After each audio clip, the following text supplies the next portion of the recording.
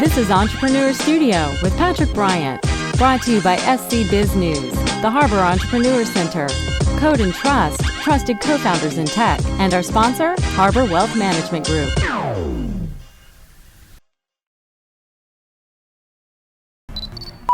Today we are here at Dig South with Ryan Fiorini, a medical entrepreneur, expert in the field. I want to take us back to your second, which was a company working to solve a type of diabetes. Tell us what that company did. Yeah, so the technology had a way to, it was combining two drugs that both of which were already approved.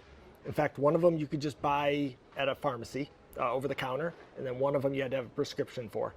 And what it did was, it was for type 1 diabetes. So it would tell the pancreas, kind of trick it that it needed to start making insulin again.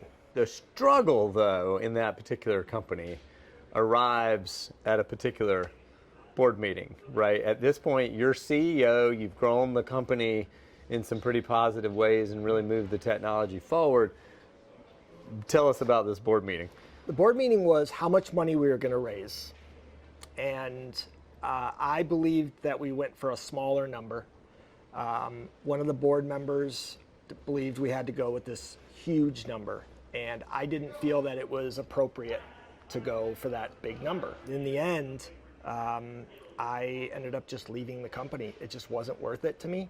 It wasn't worth my health. I noticed my excitement for it, it just had gone down, and it was sad. I had gotten a company from nothing to a full clinical trial at 13 sites in Europe, 11 in Italy, 1 in Spain, and 1 in Israel. We had them all ready to go. The drugs were manufactured, the drugs were packaged, everything was ready to go, and we were stopped because of this one board member. This one board member really just hung up the whole deal and caused enough problem with you personally that you ended up having to leave your baby of a company here. So talk about the real loss, though, to the patients and the whole reason, you know, we start these things and trying to make an impact on the world. It was heartbreaking.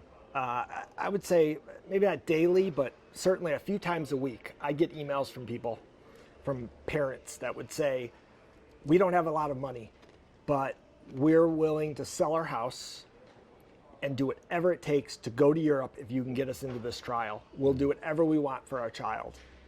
And absolutely heartbreaking that you can't, we weren't starting the trial yet because of this board member, and we couldn't really say anything. We couldn't get them into it. What's the emotion? How do you live through those kind of moments as an entrepreneur? I'll tell you what, it's if you ask me what my biggest failure is, that's my biggest failure.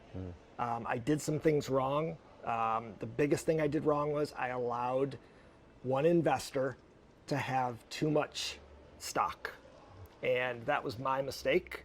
That gave him a position where I could not legally get him out.